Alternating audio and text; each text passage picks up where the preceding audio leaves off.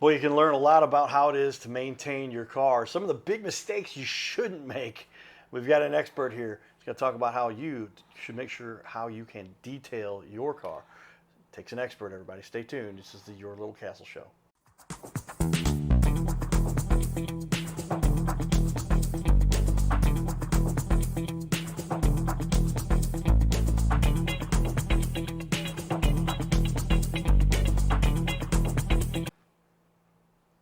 Welcome, everyone, to the Your Little Castle Show. Yours truly, Carter Rethwish, a.k.a. the Cardinal Cowboy. We carry the hat here. Our guest here had asked a little bit about the Cardinal Cowboy. Familiar with? You've seen me at Cardinal games or seen me online? Where were you familiar with it? Yeah, I saw you on Facebook and reached out, and here I am. There you go. We had a little post out there. Said, hey, we're looking for small business owners. And our guest here, Griffin, said, hey, man, we'd be interested in talking about that. We coordinated all that, and here we are.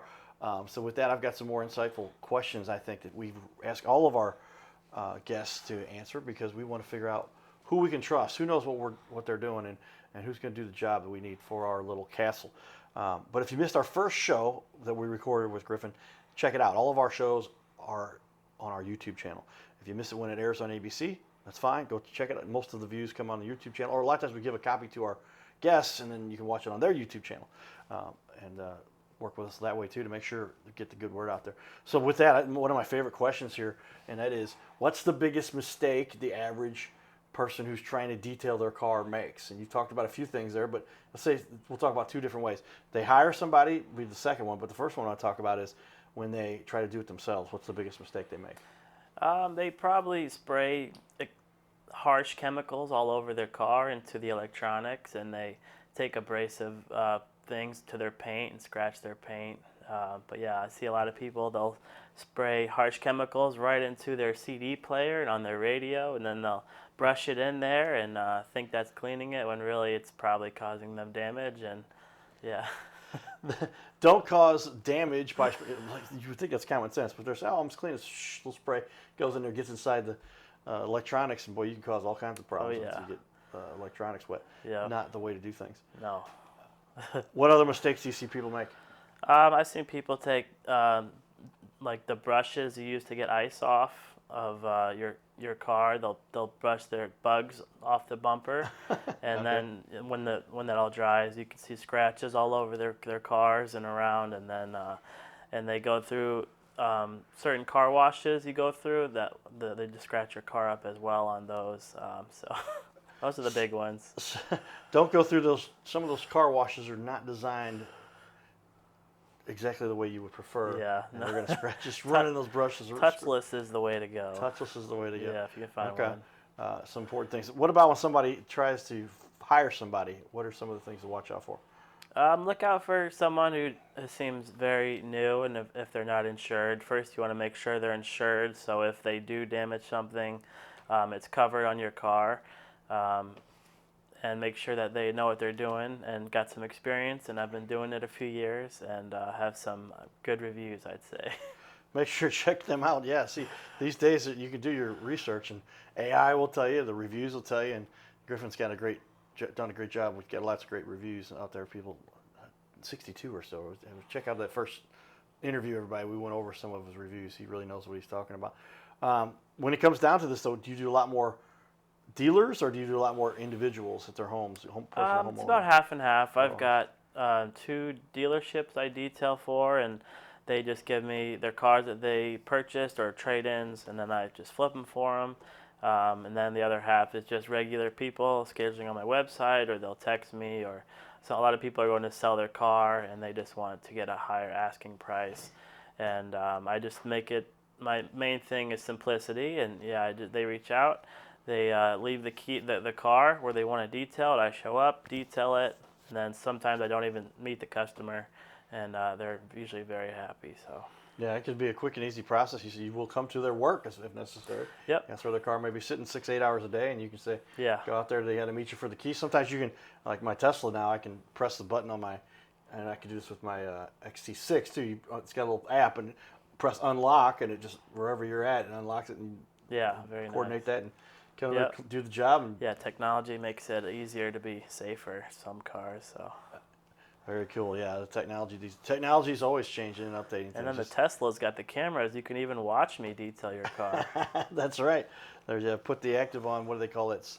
Um, I got a special mode. I've got it on my phone. I have to look that up. But yeah, you can. Summon's how you call it to you. What was it? It starts with an S. I'll figure it out. But I don't turn my cameras on. It's off. But you can have them be motion activated too. And so when somebody comes up, it turns on. I've seen some people. I did that. Yeah. And it'll say, hey, somebody's close to your car. Here's what. If you want to know where that scratch came from, here's the guy who was doing it now. Griffin's not going to do that to your car, but if you want to watch him, he will. You can watch him while you do that. Get your Tesla. Tesla's got like 9 cameras on it. Wow. A lot of fun. What do you like most about St. Louis and the types of cars you see here, the types of people you work with, and the owners you work with?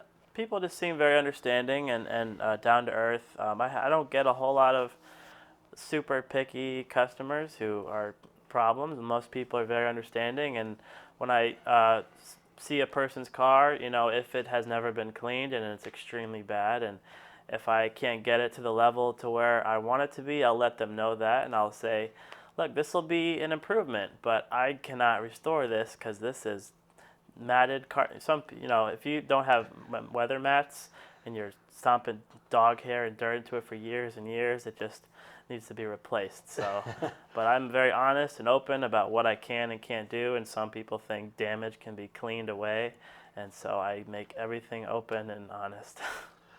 Keep it open and honest, everybody, Yeah. and tell people here's what you can expect and what we're going to do. But how many people there's a little maintenance that should be involved with this. They should clean their car themselves a little bit. Yeah. That detail will make it look like new, but Yeah. just keep it routine maintenance to keep dirt from piling up. Yeah. So I usually after details, I educate some people on best practices on cleaning their own car.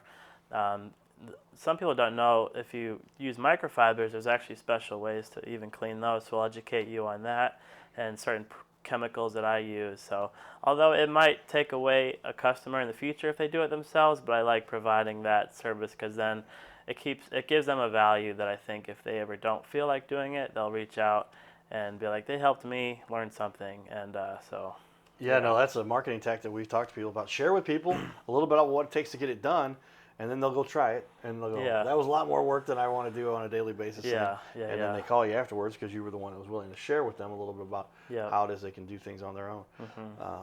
Good way to do that. What do you like about the people themselves here? And you said they're pretty nice. Yeah, they're all pretty nice. I was actually born in Boston. I moved here when I was a kid, so I've been here most of my life. But really, I think St. Louisans are really nice, normal people, and I really rarely come across someone who's not a good customer. That's good, yeah. A little bit slower pace here, not so intense here. Yeah. People up in New York talking real fast. My girlfriend, somebody says, you're from Chicago, aren't you? But you keep it low key and easy to work with. Yeah. And get it done. Yeah.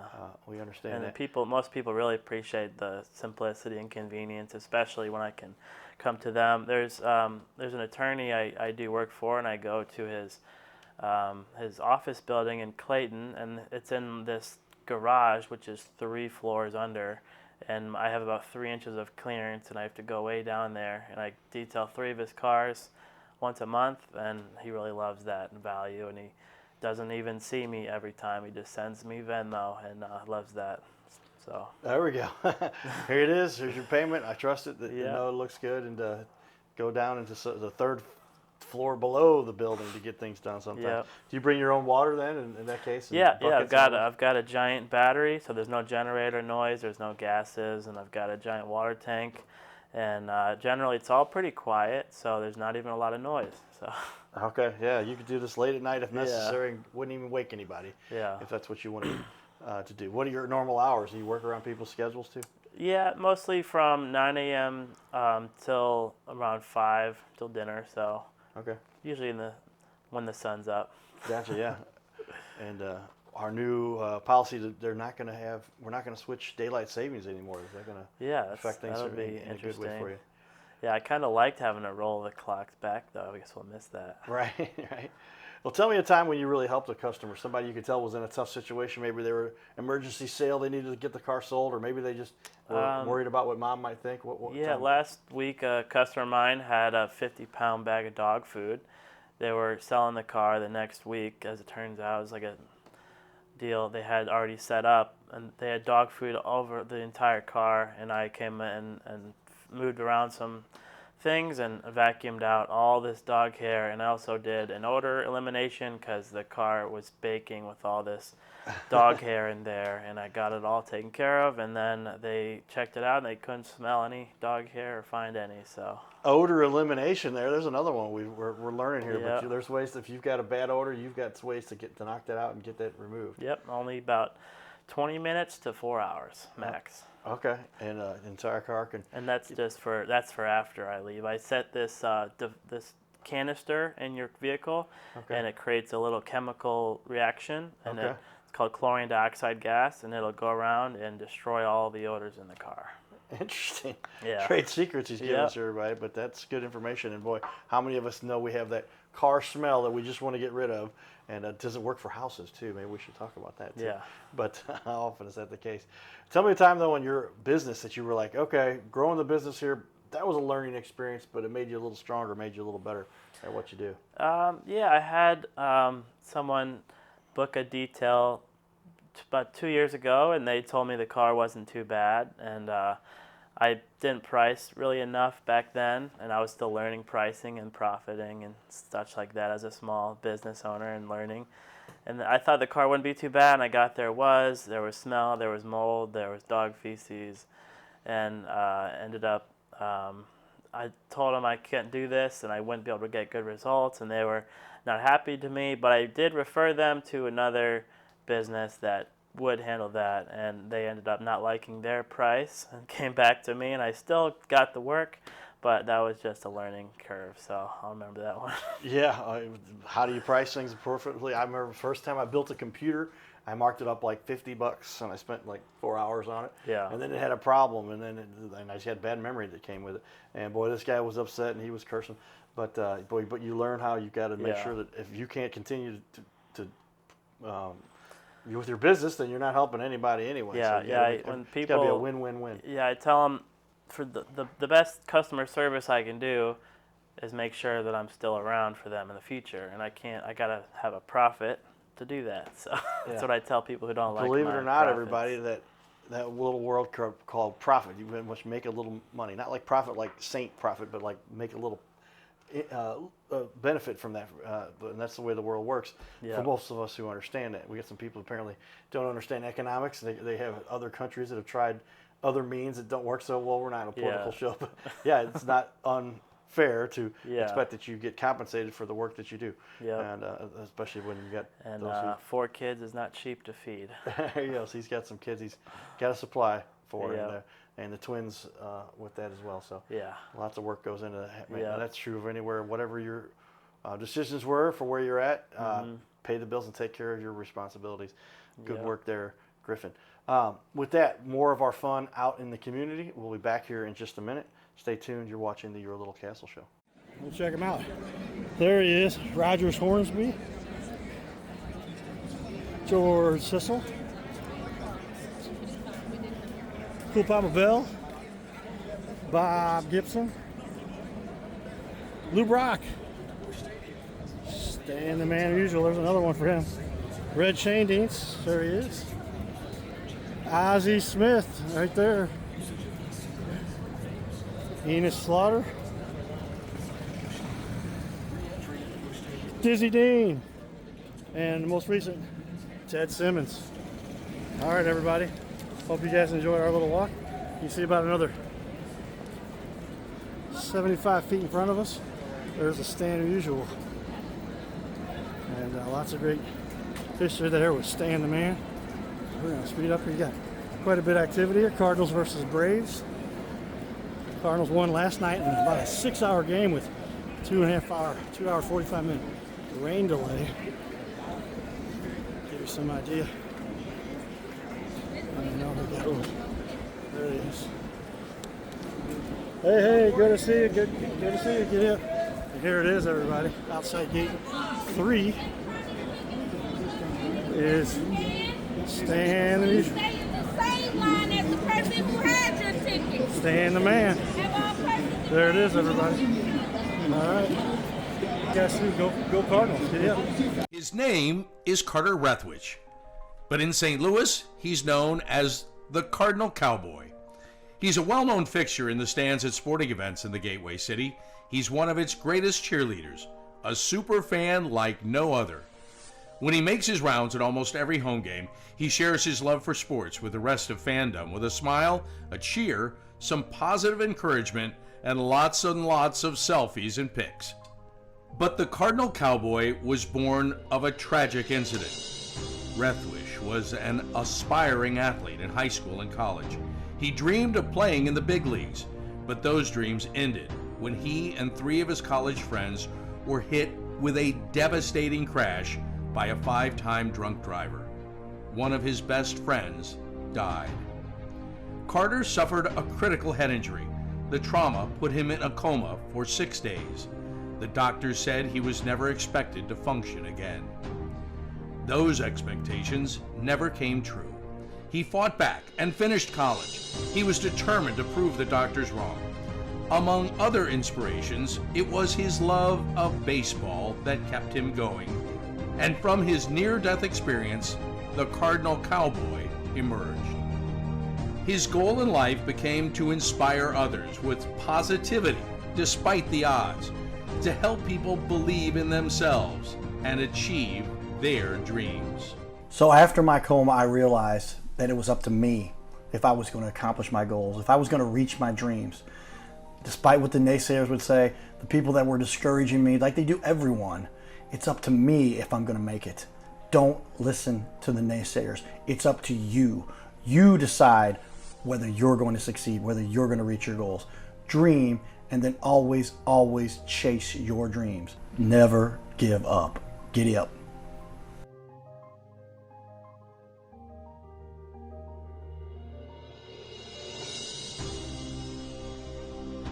By now, we are on ABC 5 times a week. So many businesses are loving what we're doing to help them get their name out there. We'll sit right here in our guest chair, right here, sitting here talking to us. We're going to put on the wall your website and everything about you, and highlight you as a leader. Fill out the form you see here on our website. It's bigleagues.com, and if you go to bigleagues.com, fill out this form. Takes just a couple seconds, and you can even schedule yourself right here. Schedule yourself to be on the show, and there's no charge for us to record you. There's no charge to be in the studio. Check it out if you would like to be on.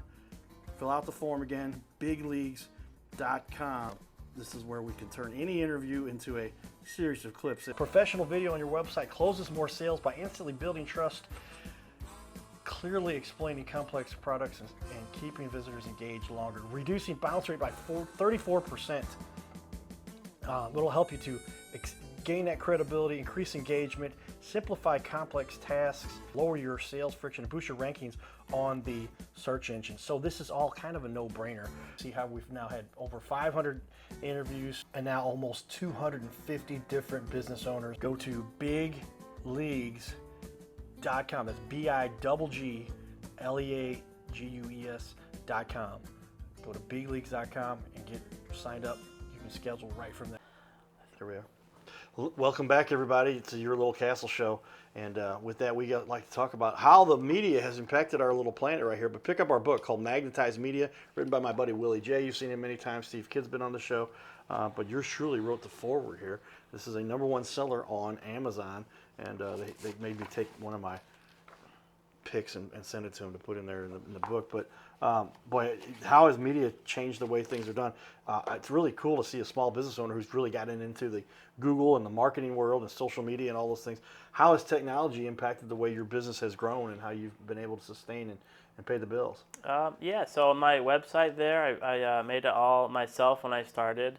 I learned Google Ads myself, so that's all something I learned on YouTube. I didn't pay anybody for until recently. I had them make my website look better. But also YouTube, it's something I learned tremendously on there, mostly with modern detailing chemicals and techniques and how to clean faster and to a higher quality and without causing damage. So those are the main 3 things that technology that has really helped me put out good work to get those good reviews. Yeah, well, how often is it the case where technology changes and people don't keep up with it? And if these days you better be on the ball because social media people are going to check out what you're doing. That's why we've decided to do these interviews for small business owners because they don't have $30,000 a month budgets, but Yeah. we can produce something here with our system we've got. I'm the editor, I'm the producer, I'm the sound guy, I'm the lighting guy. Yeah. But we've built a system here, and boy, you better keep up with the technology, and you've done so. Yeah. And you've also learned how to implement your strategies, technology-wise or otherwise, but understanding how different cleaning materials work better than others, and ways you Yeah. clean better, and some of the Yeah. technology there too. Yeah. So, for example, a lot of people think a detail includes an interior like steaming everything, but really that's just putting too much water into your car, and that can induce mold. And so my cleaners can mostly, for the most part, not need any steam cleaning, but still reach the same results. And then also with the exterior, I don't need like foam and tons of water runoff. I can clean your car with a product called rinseless wash, which is the same cleaning power, but it's much less chemical runoff and the same cleaning power and much faster. So. Okay.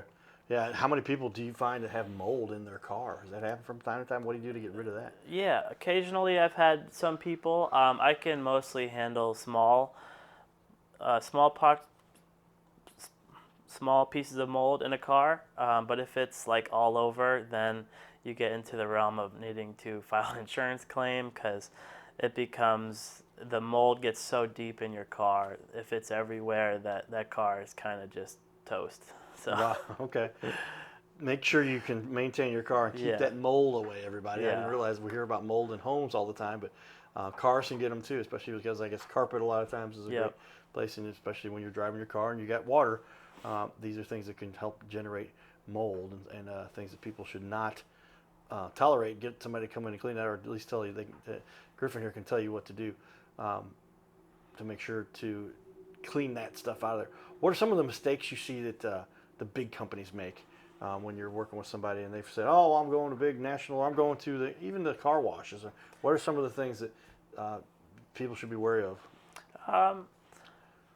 Probably just a lot of there are some out there that will take advantage of you and they'll charge I think way too much and they'll use too many of their own chemicals and steps to clean something that didn't really call for all that, and they're mostly going off of older technology and older ways of a decade ago of detailing a car.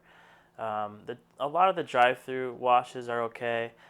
Just some of them don't maintain the bristles that smack your car a million times a second. Yeah. You just want to find one that's high quality, like Waterway. They're good, but some of the gas station ones are a little questionable. I wouldn't go to those ones. So yeah. Yeah, those brushes they're hitting your car a million times. Yeah. That's not a good surface to go against your car. You can see the little marks if you look closely when they do that. Tell me though, what somebody gets started with you before they get? What are some of the questions you typically? What are some of the objections that people have before they get started with? Is it always price, or how soon can you do it, or what do you use to clean? Or Yeah, most people don't care about what products I use. They just want to be happy when I'm done. So I'd say 99% of the objections, it's really would just be the price if it's not what they were envisioning. Sometimes they'll do some research and they'll see other detailers post specials for $50, $75, and I just can't make a profit at that. So, I try to put out a high quality work and I got to make a profit with that. So that would be my main objection, but I've really never had someone who's come out to the finished product, to the finished car, and be like, wow, this is not good.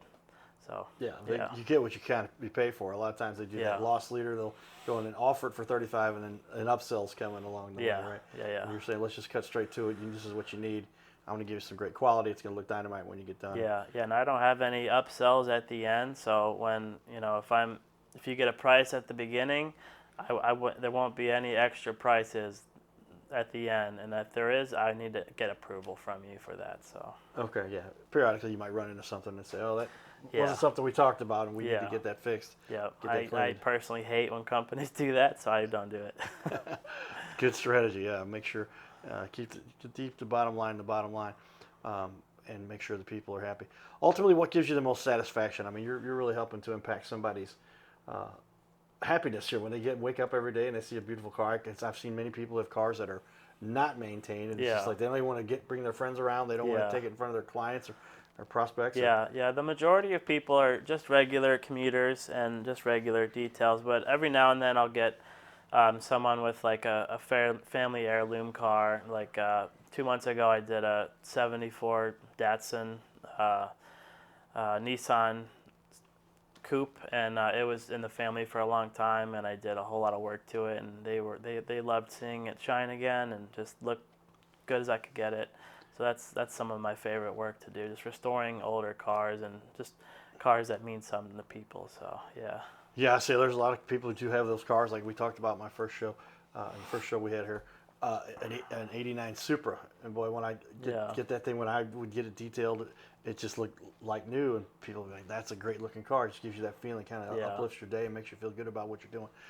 With that, we're going to share a little bit of what Griffin has shared with us. He's got some great social media, so I'll put up here on wall number 1. We'll go to the photos, and then he's got Instagram. We'll start off with Facebook though, and let's just walk me through a couple of the cars you got here. Now, is that Starsky and Hutch? Yeah. The original. Tell me about this one. This was a few years ago. I don't remember what it was, but this was at a body shop, and they put a lot of money into restoring this car, and the paint was very dull and kind of pink almost, and then I polished it and got it back to a nice shiny red, and they were very happy with that. That single stage paint is not even clear coat on there. Okay, yeah. So you can see some of these cars before. Wow, okay, we'll talk about that. Let's look at that. I'll put this up for everybody. But take a look here, a couple pictures. Got some foot traffic there. You left the shoes there for kids, you. Yeah. And then the front here. Okay. Yeah, and it definitely takes a look lot at to get all that back. Wow, that does look like it's new, doesn't it? I mean, you've got something right there.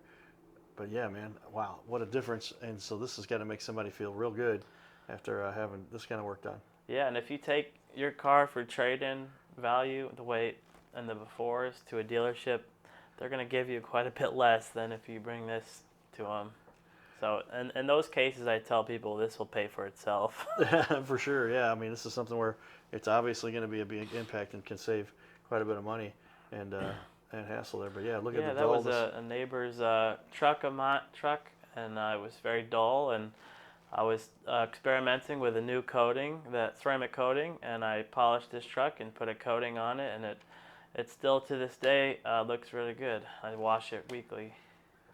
There you go. So we're talking about it now. Boy, you've got something just really sets apart. That ceramic coating that can look dynamite. And the interior of the truck and befores and afters there. Your logo, and there we are. I'll flip over real quickly to your Instagram, and here we are.